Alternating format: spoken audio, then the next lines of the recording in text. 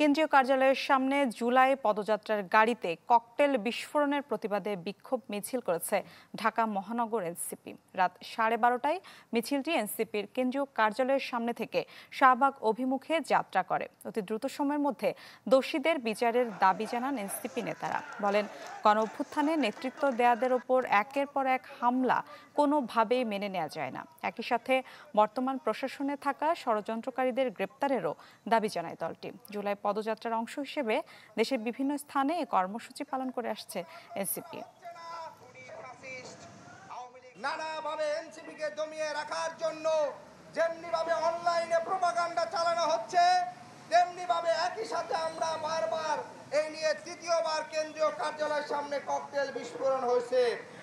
আমরা এর তীব্র নিন্দা জানাই।